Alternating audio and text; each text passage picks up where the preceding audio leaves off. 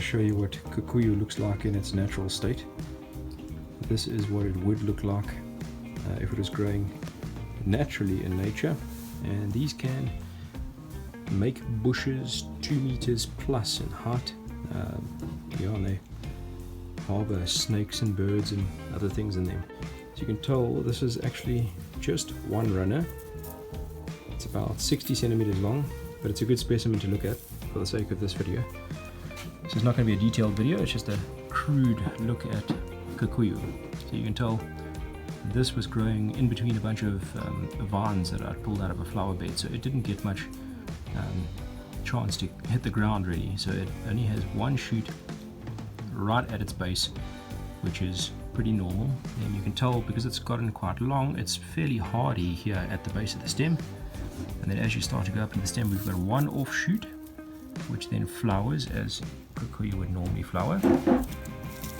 And then if you look over here, you've got another shoot, and then as you start to get towards the top, these sort of parts that look like shoots in fact aren't shoots, they are just leaves.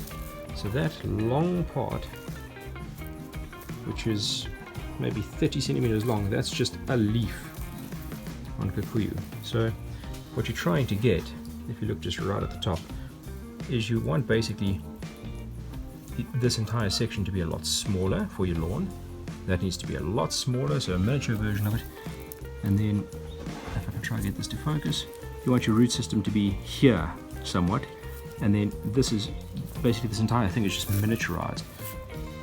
So you don't want too much of the runner portion, which you will get if you let your Kikuyu grow too long. So if you cut it shorter, you get less of the stem and more of the leaf on top, and that is going to do you much better. You're going to get a softer lawn as well.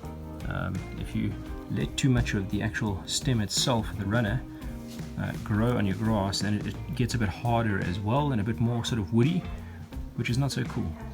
So the other issue now is if you let Kikuyu grow too long, naturally this is an exaggerated version, but what will end up happening is you would go and hire, let's say, a garden service to come out and cut your overgrown lawn.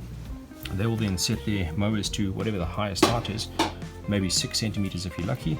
That's about that long, and all that you'll end up doing is chopping down to basically just a little stick.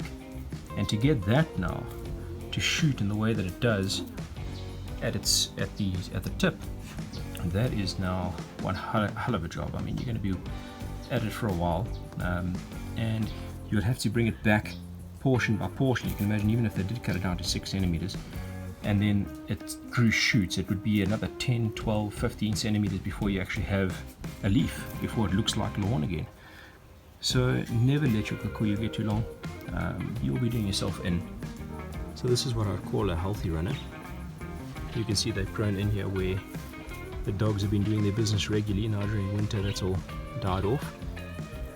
It did go dormant, but then with foot traffic and more dog business on it, I'm just left with the root system. And you can tell that's how a normal lawn's Kikuyu runner would look. And what ends up happening is it fixes itself to the ground in different places. So over here, for example, there's a little root system. It's a bit loose at the moment, but it will join the ground here again. There's where the start of its root system is, and these are all shoots from the same foundation basically.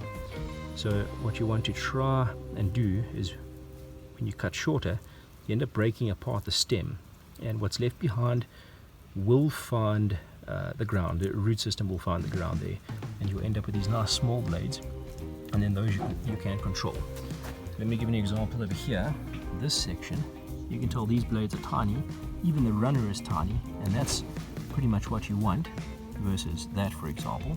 That's going to give you a very hard, firm lawn. This is going to give you a nice solid lawn when it grows in. But this is basically just the result of this root system just taking again after a little bit of fertilizing the other day. So yeah, that's it in a nutshell. Try and keep your Kikuyu short, in my opinion. There's lots of people with different opinions on this topic. Water consumption wise, fertilizer wise, it's just better to have less grass than more grass, but it is easier to keep it looking green if it's a bit longer.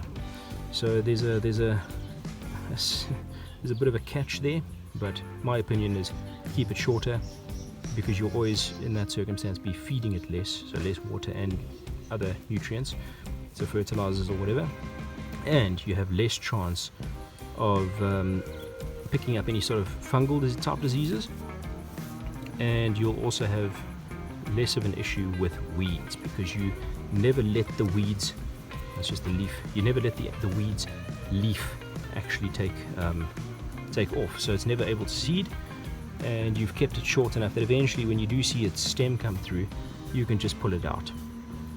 There's actually a little bit of Kikuyu coming through off that, that's when I focus on that, coming off those roots. So I think that's enough info for today. I'll do another video in more detail as we start to come out of winter, or maybe a little bit more winter info, and then we're going to start getting ready for spring again. But I just want to show you, this is my little experimental lawn.